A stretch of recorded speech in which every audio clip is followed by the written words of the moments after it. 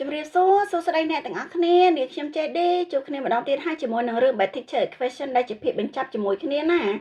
សាច់រឿងបានចាប់ផ្ដើមឡើងនៅពេលដែលកូជីអ៊ីណាកាគីនឹងគាត់បាននិយាយថាបន្ទាប់ពីថ្ងៃប្រកួតបាល់បោះរួចណាអាសូសេបានឆ្លុះប្រកែកគ្នាជាមួយនឹងស៊ីប៉ាតាខ្ញុំអត់ដឹងពីមូលហេតុទេ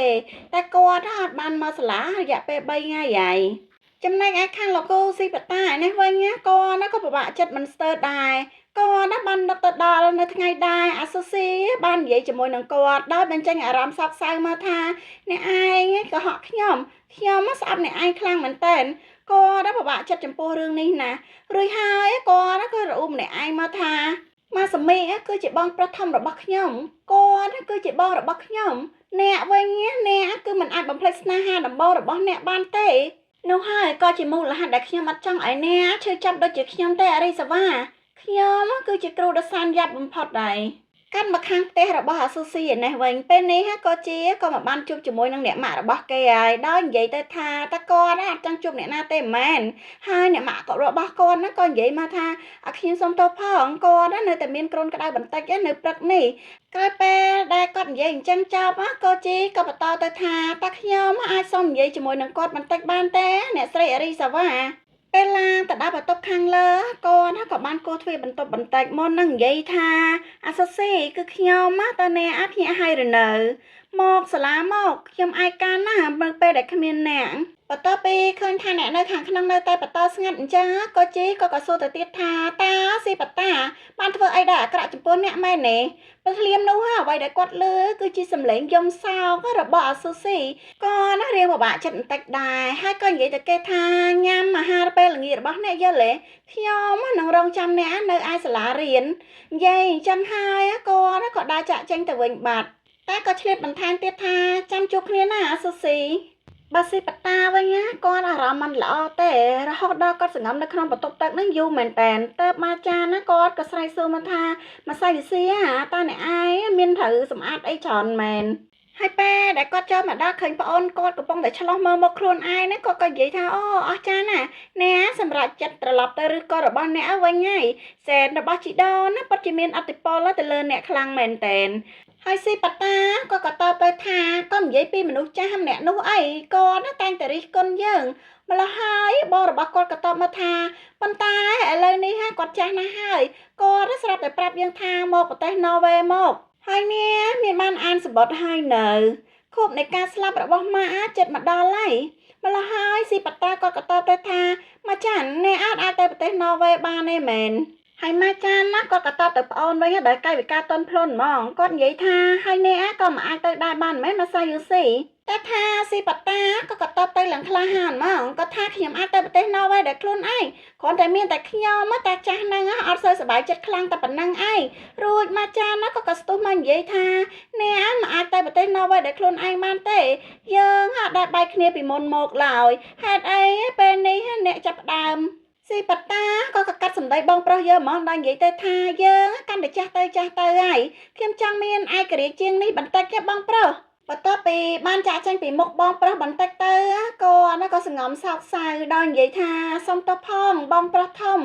ហើយនេះគឺជាវិធីកិច្ចវេះពីបញ្ហាមួយដ៏សែនវេទនាខ្លាំងមែនតើពួកយើងគួរណាស់តែចេះបើកចិត្តនិយាយការពិតចំពោះមុខគ្នាត្រង់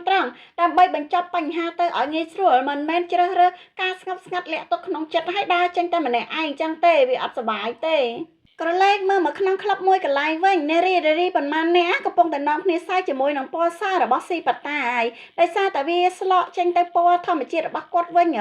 នារីដែលមានវ័យចំណាស់ជាងគេហ្នឹងគាត់ប្រអាប់ទៅថានៅក្នុងវ័យរបស់អ្នកអញ្ចឹងសាក់តុងដែរទៅវិសាសាមប៉ុន្តែក៏មាននារីសាក់ខ្មែរនោះដែលគាត់និយាយថាអត់អីទេចវាយអ្នកមើលទៅអស្ចារ្យខ្លាំងណាស់ហើយលោកគ្រូតរ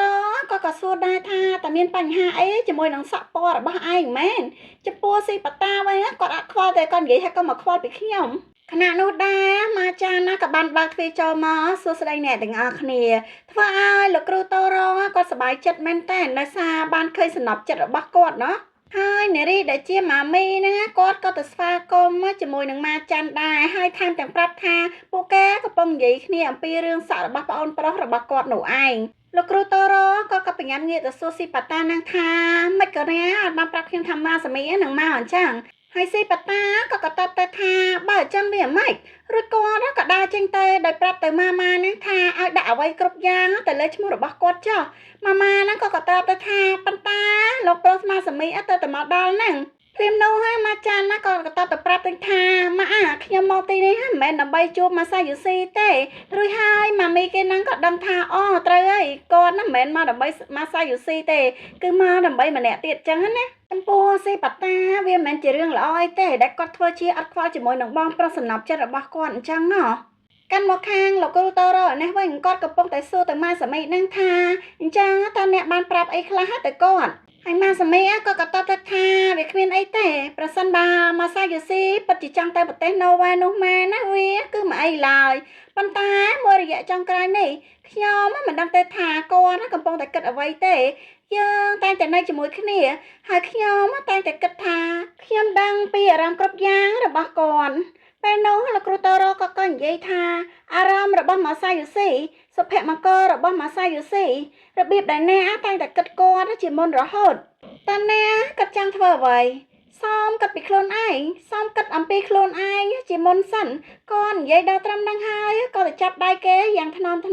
បង្កើននូវអារម្មណ៍កក់ក្ដៅនិងសុវត្ថិភាពទៅដល់ម៉ាចាន់ហើយគាត់ក៏បន្តមកទៀតថាហើយប្រសិនបើខ្ញុំអាចជាប់ចំណាត់ថ្នាក់ក្នុងចំណោមកំពូលទាំង5របស់អ្នកខ្ញុំនឹងសប្បាយចិត្តជាមិនខានទេតែខ្ញុំកំពុងតែបង្ខំចិត្តបន្តិចមែនទេខណៈនោះដែរម៉ាចាន់ក៏ទៅចាប់កសោបដៃជាប់រួចផ្ដាច់ខ្មៅលើស្មារបស់គាត់បង្កើននូវភាពរ៉ូមែនទិកមែនតែនលោកគ្រូតូរ៉ូក៏ឡើងមានអារម្មណ៍ភ្ញាក់ផ្អើលមុននឹងចាប់ផ្ដើមមកពង្រឹងស្មារតីច្បិចចង្កាម៉ាចាន់ភ្ងើយមកមានចេតនាបំរុងនឹងថើបប៉ុន្តែចៃដន្យអីក៏មាននារី3នាក់ទៀតដែលពួកគាត់កំពុងតែលោភចាំមើលចេះដឹងរឿងគេក្រៅអំពីចាញ់មកបញ្ញាកាត់ចង្វាក់ការស្វីតរបស់ពួកគេហើយអ្នកទាំង3នាក់នោះក៏នាំគ្នានិយាយទៀតថាពួកយើងទៅទីនោះហើយទៅគ្រប់ទីកន្លែងគ្រប់ពេលវេលាដល់ពេលហើយលោកគ្រូតូរ៉ូគាត់ឡើងចេះដល់មកគាត់និយាយថាពួកគេដឹងហើយនារីក៏នាំគ្នាសើចហើយនិយាយថាគាត់អៀនខ្មាស់មែនតើអ្នកចង់ប្រើបន្ទប់ការ៉ាអូខេវាជាបន្ទប់ឯកជនណាអាស៊ីប៉ាតាដែលឈរនៅខាងក្រៅក្លឹបនោះបានដឹងបានលឺរឿងគ្រប់យ៉ាងអំពីបងប្រុសគាត់កំពុងតែមានសុភមង្គលហ្នឹងក៏បើកឡានចេញមកនៅមុខផ្ទះរបស់អាស៊ូស៊ីប៉ុន្តែចៃដន្យអីក៏បានជួបគ្នាជាមួយនឹងអ៊ីណាវ៉ាគីហើយពួកគាត់ក៏ចាប់ផ្ដើមនិយាយគ្នាអំពីរឿងអាស៊ូស៊ីហ្នឹងដោយអ៊ីណាកាគីហ្នឹងក៏សួរទៅថារឿងមូលហេតុអីក៏ដោយបន្ទាប់ពីនេះបានធ្វើឲ្យគាត់យំបែបនោះហើយការដែលមកប្រាប់ខ្ញុំថាវាគ្មានរឿងអីកើតឡើងនោះគឺវាអត់គ្រប់គ្រាន់ទេហើយស៊ីប៉ាតាក៏តបទៅថាប្រហែលជាខ្ញុំបានធ្វើឲ្យគាត់យំមែនហើយប៉ុន្តែស្ដាប់អ្នកនិយាយទៅដូចជាអាក្រក់ខ្លាំងពេកហីហើយអ៊ីណាកាគីក៏បន្តទៀតថាតើអ្នកណាដែលអាចយល់ច្រឡំថាអ្នកគឺជាបងប្រុសរបស់អ្នកបានយ៉ាងម៉េចម្ល៉េះហើយលោកគ្រូស៊ីប៉ាតាហ្នឹងក៏តបទៅថាខ្ញុំក៏ចង់ដឹងរឿងនោះដែរបងប្រុសរបស់ខ្ញុំគឺជាគ្រូបង្រៀនសុខភាពនៅមុនពេលដែលអ្នកទាំងអស់គ្នាបានចាប់ផ្ដើមចូលរៀនទៅទៀតហើយអ៊ីណាកាគីក៏សួរទៀតថាហើយអ្នកក៏ជាអ្នកស្នងដំណើររបស់គាត់ដែរម្ល៉េះហើយលោកគ្រូស៊ីប៉ាតាក៏ឆ្លើយថាបាទបងប្រុសរបស់ខ្ញុំក៏ស្លូតបូតនិងចិត្តល្អមិនដូចខ្ញុំទេហើយអរីសាវ៉ាដែលកាន់តែបរិសុទ្ធនិងគ្មានតប៉ៃថែមទៀតក៏ចាប់អារម្មណ៍នឹងគាត់ហើយអ៊ីណាកាគីដែលលើលោកគ្រូស៊ីប៉ាតាក៏និយាយអញ្ចឹងគ្នាក៏ប្រាប់ទៅថាពាក្យទាំងអស់ហ្នឹងអត់សមនឹងអ្នកទេខ្ញុំអាចយល់ពីអារម្មណ៍របស់អាស៊ូស៊ីបានបន្តិចដែរតាគាត់បានដឹងទេថាគូស្នេហ៍របស់បងប្រុសរបស់អ្នកគឺហាគីវរ៉ាហើយលោកគ្រូស៊ីប៉ាតាក៏តបទៅថានៅអត់ដឹងទេវាធ្វើឲ្យអ៊ីណាកាគីខឹងមែនតើគាត់ក៏ស្រីមកថាអញ្ចឹងអ្នកឯងកំពុងចង់លេងជាមួយនឹងគាត់ដែរប៉ុន្តែស៊ីប៉ាតាក៏តបទៅថាតែកុំច្រឡំអីខ្ញុំនឹងដោះស្រាយវាឲ្យបានច្បាស់លាស់ប្រសិនបើគាត់នៅតែខកខានទៅសាលាបន្ថែមទៀតខ្ញុំនឹងត្រូវតែបាត់មកចេញពីគ្រូបង្រៀនហ្នឹងហើយវាធ្វើឲ្យអ៊ីណាកាគីក៏រៀងភ្ញាក់បន្តិចដែរទៅគាត់និយាយថាបាត់មុខឬខ្ញុំអត់នឹកស្មានថាខ្ញុំនឹងលើអ្វីចេញពីមាត់អ្នកបែបនេះទេម្ល៉េះហើយស៊ីប៉ាតាក៏តបទៅថាកុំភ្លេចថាខ្ញុំគឺជាគ្រូបង្រៀនហើយគាត់គឺជាកូនសិស្សរបស់ខ្ញុំអ៊ីណាកាគីអនុញ្ញាតឲ្យខ្ញុំធ្វើជាគ្រូម្ដងទៅដល់ពេលខៃស៊ីប៉ាតាក៏បង្ហាញអារម្មណ៍ចេញមកអញ្ចឹងអ៊ីណាកាគីគ្នាក៏រៀងភ្ញាក់បន្តិចដែរពេលដែលគាត់ដើរចាក់ចេញមកក៏រអ៊ូបន្តិចទៅថាគាត់ត្រូវបានគេសន្មតថាជាគ្រូបង្រៀនហើយប៉ុន្តែបែរជាលៀបសាក់ពណ៌ទង់ដែងទៅវិញគាត់មិនដែលធ្វើខ្លួនជាគ្រូពេញលេញពីមុនមកទេម្ល៉េះហើយក៏នឹកឃើញទៅដល់សម្ដីរបស់ស៊ីប៉ាតាជាមួយនឹងស្នាមញញឹមរបស់គាត់នៅពេលមុននេះដែរតែគាត់និយាយទៀតថាស្នាមញញឹមមួយនោះវាមិនដូចជាគាត់ទេ ហើយរឿងក៏បានកាត់មកដល់ពេលដែលលោកគ្រូស៊ីប៉ាតាក៏បានដើរចូលទៅក្នុងផ្ទះរបស់អាស៊ូស៊ីហើយពេលហ្នឹងក៏ត្រូវបានអ្នកម៉ាក់របស់គាត់អញ្ជើញមករួចក៏អរគុណស៊ីប៉ាតាមែនតើដែលបានអញ្ជើញមកមើលកូនរបស់គាត់ពេលឡើងទៅដល់មុខបន្ទប់របស់អាស៊ូស៊ីគាត់ក៏បានកោសទ្វារបន្តិចហើយក៏និយាយទៅថាអារីសាវ៉ាគឺខ្ញុំចូលទៅខាងក្នុងហើយណាប៉ុន្តែថាអាស៊ូស៊ីគ្រាន់តែឃើញទ្វារប្រហែលបន្តិចក៏រត់ប្រញាប់ទៅខ្ទប់វិញដល់និយាយថាទេអត់ទេអ្នកឯងទៅផ្ទះវិញទៅខ្ញុំគ្មានអីត្រូវនិយាយជាមួយនឹងអ្នកទេប៉ុន្តែថាស៊ីប៉ាតាក៏និយាយមកថាអូអ្នកមើលទៅនៅល្អទេខ្ញុំសុំទៅផងដែលបំផ្លាញក្តីសម័យរបស់អ្នកកុំបារម្ភពីវាអីមកចានគឺជារបៀបដែលអ្នកចងចាំមែនអត់ហេតុអីក៏អ្នកមិនទៅជួបគាត់ហើយនិយាយជាមួយនឹងគាត់បន្ទាប់មកក៏បានដាក់រូបថតមួយសន្លឹកនោះនៅក្រោមចន្លោះទ្វារថែមទាំងនិយាយថាទៅឆ្នេរមីសាគីទៅមកចានទៅទីនោះដើម្បីគូររូបជារៀងរាល់ព្រឹកហើយក៏និយាយទៀតថាលាសិនហើយកុំភ្លេចទៅសាលាផងនៅពេលដែលគាត់ចាកចេញទៅអញ្ចឹងទើបយើងឃើញថាអាស៊ូស៊ីហ្នឹងបានបង្ហើបបង្អួចមើលបន្តិចដែរអំពីដំណើរការចាកចេញរបស់គាត់ហ្នឹងកាត់ដល់ពេលព្រឹកឡើងដែរអីណាកាគីគាត់កំពុងតែកេងណាក៏ស្រាប់តែមានទូរស័ព្ទបានរឡើងគាត់លើកវាដល់និយាយថាខ្ញុំអ៊ីណាកាគីកំពុងនិយាយស្រាប់តែគាត់ដឹងថាអ្នកដែលខលមកហ្នឹងគឺជាអាស៊ូស៊ីគាត់ស្ទុះឡើងរកក្តីរំភើបហ្មងដល់និយាយថាតើអ្នកមានអារម្មណ៍ល្អវិញហើយមែនទេអ្វីទេខ្ញុំអត់ប្រកាន់ទេបន្ទាប់មកគាត់ក៏បានជិះកង់មកក្រៅហើយដល់និយាយថាអ្នកអាចចេញមកក្រៅហើយដើរលេងជាមួយនឹងខ្ញុំបានហើយថ្ងៃអាទិត្យណាពិតជាស្រស់ស្អាតមែនតែនខ្ញុំនឹងទៅណាត់ជួបជាមួយអាស៊ូស៊ីហើយគ្នានិយាយដោយក្តីត្រេកអរហូរកជ្រៀវហ្មងរហូតធាក់កង់មកដល់លើស្ពានមួយជួបនឹងអាស៊ូស៊ីគាត់ក៏បានសុំទោសគេបន្តិចដែរដែលថាគាត់មកយឺតអញ្ចឹងឬគាត់ក៏បន្តទៅថាអ្នកមើលទៅល្អជាងការគិតរបស់ខ្ញុំទៅទៀតកាន់មកខាងលោកគ្រូស៊ីប៉ាតាឯនេះវិញគាត់កំពុងតែប្រមូលរបស់របររៀបចំនឹងឈប់សម្រាកពីការធ្វើជាគ្រូបង្រៀនហ្នឹងហើយព្រាមនោះក៏ស្រាប់តែលោកគ្រូតូរ៉ូក៏បានបើកទ្វារចូលមកហើយនិយាយថាខ្ញុំមានការត្រូវនិយាយជាមួយនឹងអ្នកហើយស៊ីប៉ាតាក៏តបទៅថាគ្មានបញ្ហាទេប៉ុន្តែថាម៉េចបានអ្នករកខ្ញុំឃើញលោកគ្រូតូរ៉ូក៏តបមកថាមីសាមីជាអ្នកប្រាប់ខ្ញុំតើអ្នកនឹងទៅប្រទេសណ័រវេសមែនទេលោកគ្រូស៊ីប៉ាតាក៏ទៅថាម៉ែណៃខ្ញុំកំពុងរៀបនឹងទៅហើយដូច្នេះតែមានអ្វីអ្នកខ្វាត់ពីវាមែនទេដល់សួរហើយឃើញគេធ្វើមកបងមកឆ្លើយអញ្ចឹងក៏បន្តទៀតថាអូម៉ែណៃវាមិនអីទេប៉ុន្តែមានមិនអីណាលោកគ្រូតូរ៉ូក៏បានចាប់កបួយកោអាវលោកគ្រូស៊ីប៉ាតាហ្នឹងហើយដាល់គាត់ឡើងផ្ងាក់ក្រោយហ្មងគាត់ថែមទាំងនិយាយខ្លាំងទៅកាន់គេថាខ្ញុំមិនខ្វល់ថាអ្នកនិយាយជាមួយនឹងខ្ញុំបែបនោះទេប៉ុន្តែតើអ្នកគិតថាម៉ាសាមីមានអារម្មណ៍យ៉ាងណា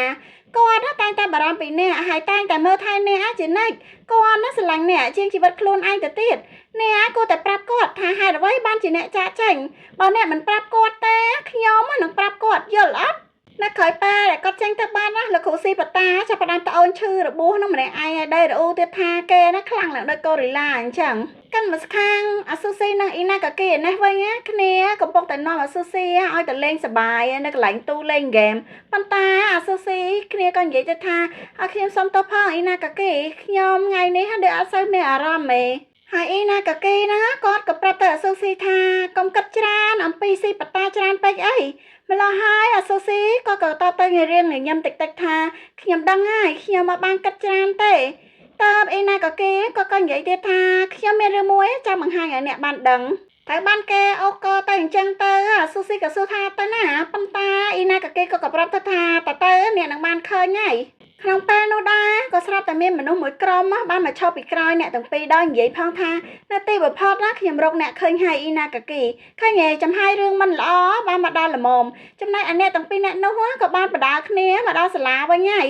បើហើយអាស៊ូស៊ីក៏សួរថាហេតុអីក៏យើងមកសាលារៀនទៅវិញប៉ុន្តែអ៊ីណាកាគីក៏ប្រាប់ថាកុំបារម្ភអីយើងមិនមែនទៅថ្នាក់ទេបើក្រុមដែលដេញតាមអ្នកទាំងពីរអ្នកនោះគាត់ក៏មានម្នាក់និយាយទៀតថាអាល្ងងសាលារៀនប្រហែលមិនមែនជាកន្លែងល្អដែលធ្វើរឿងបែបនេះទេប៉ុន្តែក៏មានមេធំម្នាក់ទៀតបាននិយាយថាវាគ្មានគ្រូណាដែលមកសាលានៅថ្ងៃអាទិត្យបានទេ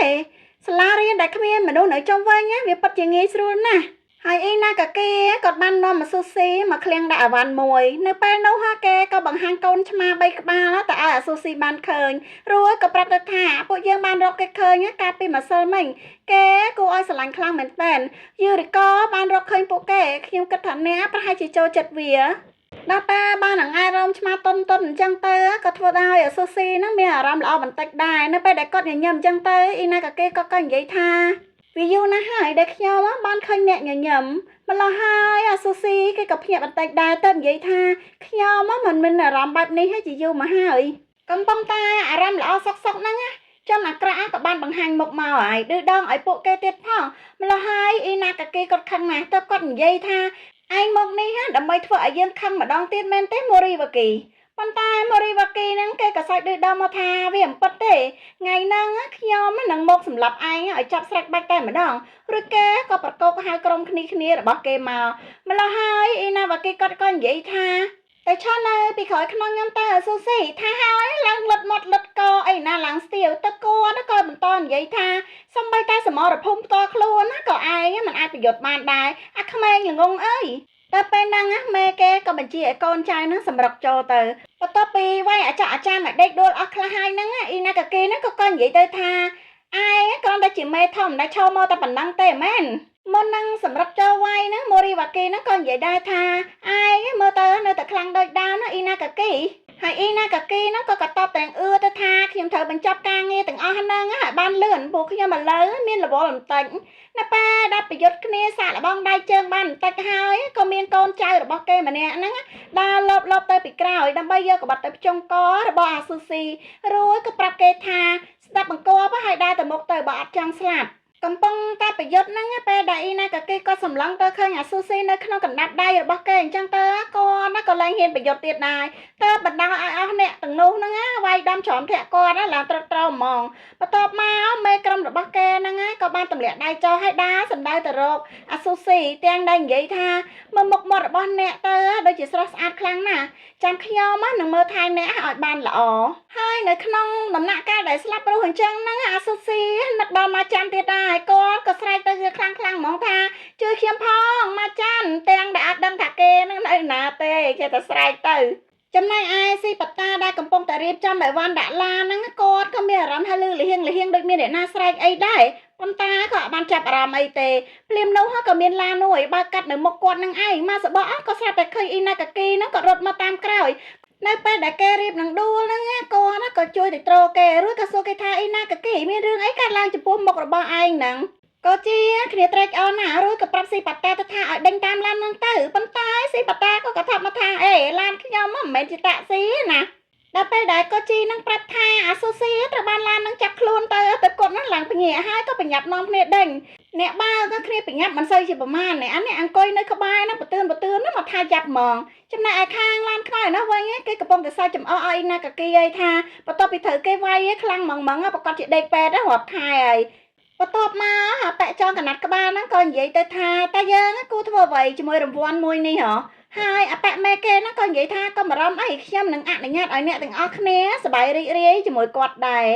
កន្លែងនេះខ្ញុំមកសរសើរអាស៊ូស៊ីណាអ្នកទាំងអស់គ្នាគួរតែយកគំរូតាមគាត់អញ្ចឹងខណៈពេលដែលកំពុងតែច្បោកច្បល់ខ្លាំងប៉ុណ្ណាគាត់នៅតែស្ងប់ស្ងាត់រងចាំឱកាសមួយដែលគាត់អាចសង្គ្រោះខ្លួនឯងបានខណៈនោះដែរឡានរបស់ស៊ីបតាក៏បានតាមមកតនឡានរបស់ម៉ូរីហ្នឹងហើយរួចហើយអ៊ីណាកាគីក៏និយាយទៅថាម៉ូរីឯងដោះលែងអាស៊ូស៊ីមកវិញភ្លាមអាប៉ែអេដែលចងកណាត់ក្បាលពេលឃើញអញ្ចឹងរៀងព្រួយភ័យបន្តិចដែរហ្នឹងប៉ុន្តែអាមួយមេគេម៉ូរីណាក៏និយាយទៅថាប៉ុន្តែគាត់មិនអាចយកឈ្នះលើរថយន្តដែលបានកែលម្អនេះរួចបានទេថាអញ្ចឹងហើយវាក៏បើកឡានឆេឡានស៊ីបតាបន្តិចប៉ុន្តែថាស៊ីបតាណាក៏ប្រកែឆេឡានខ្លាំងណាស់គាត់ឆេចុះឆេឡើងរហូតដល់តែកូនចៅក្រមមកគ្នាអស់ហ្នឹងធ្លាក់របូតចេញពីឡានអស់អាលីងបន្ទាប់មកស៊ីបតាក៏ប្រាប់ឲ្យអ៊ីណាកាគីមកបើកឡានជំនួសគាត់វិញអ៊ីណាកាគីអត់ចង់ទេពីព្រោះគាត់អត់មានជំនាញខាងបើកឡានផងប៉ុន្តែប្រកែកយ៉ាងណាក៏មិនឈ្នះដែរដោយសារតែនេះគឺជាជំរើសតែមួយគត់ដែលគាត់អាចត្រូវធ្វើបានណានៅពេលដែលអ៊ីណាកាគីទៅបើកឡានជំនួសគាត់វិញគាត់ក៏បានបើកទ្វារឡានមករួចស្រែកឲ្យអារីសាវ៉ាហ្នឹងគាត់លោតឡើងមកហើយຕົកចិត្តគាត់ជឿលើគាត់ខណៈនោះដែរប៉ម៉ូរីក៏ ចង់ឆែឡានម្ដងទៀតហើយដើម្បីធ្វើបានស៊ីប៉ាតាប៉ុន្តែពេលនោះថាអារីសាវ៉ាគាត់ក៏បានគៀបសង្កត់គេជាមួយនឹងកៅអីឡាននឹងជាប់ហើយក៏ហៅថាលោកគ្រូពួកគេទាំងពីរក៏ងក់ក្បាលសម្លឹងមើលមុខគ្នារហូតដល់អារីសាវ៉ាហ្នឹងគាត់ដាច់ចិត្តលោតពីលើឡានរបស់ជនល្មើសហ្នឹងទៅរកលោកគ្រូគាត់ហ្នឹងអោគេឡើងជាប់ហ្មងនៅពេលដែលទទួលបានអាស៊ូស៊ីមកនៅក្នុងដៃគាត់ក៏អោគេឡើងកក់ក្ដៅឲ្យសរសើរគេទៀតថាធ្វើបានល្អមែនតើ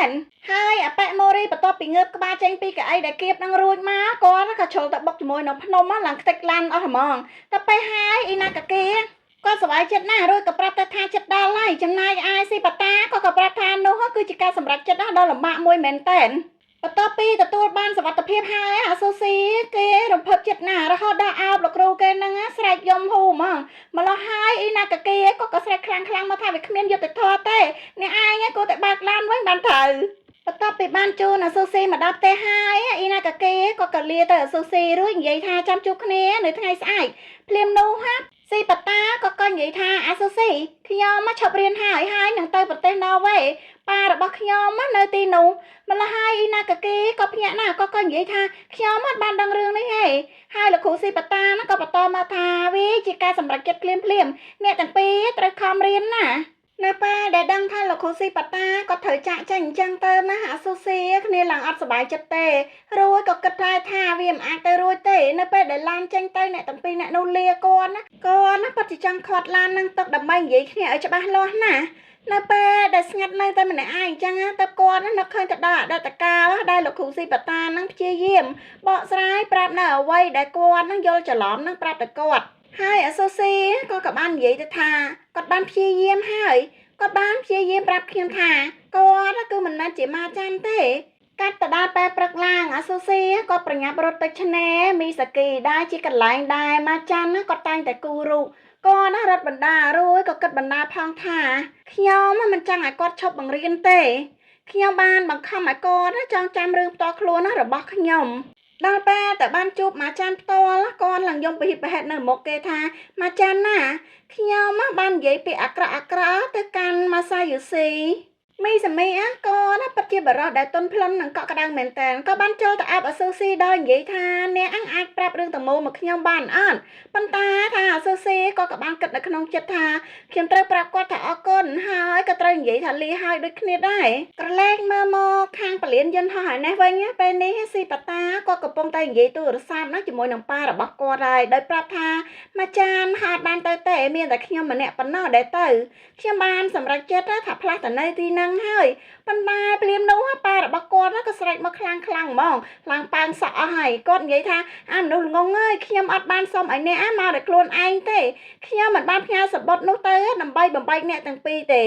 ហើយស៊ីប៉ាតាក៏ស្រែកបកទៅឪពុកគាត់វិញថាមានតែខ្ញុំម្នាក់វាមិនគ្រប់គ្រាន់ទេមែនពុកចាស់ណាហើយពុកគាត់ក៏តបមកថាប៉ិតណាខ្ញុំបានសុំឲ្យអ្នកទាំងពីរមកនៅពេលដែលអ្នកទាំងពីរចង់មកតើមិនមាននរណាម្នាក់ដែលអ្នកកំពុងតែຕົកចោលទេមែនហើយគ្មានអ្នកណាម្នាក់ដែលអ្នកចង់ការពារទេឬបើអ្នកយល់ចិត្តខ្ញុំហើយចូលត្រឡប់ទៅផ្ទះវិញទៅកាត់មកខាងអាស៊ូស៊ីឯនេះវិញក៏នៅតែកំពុងតែទួញសោកអោបមកចាន់ដដែលទេក្រុមបុគ្គលិករបស់គាត់ក៏និយាយដែរថាច្បាយធ្វើនេះដូចជាអាក្រក់ពេកហើយវាហាក់ដូចជាគាត់កំពុងតែចាក់ចេញទៅតែម្នាក់ឯងអញ្ចឹង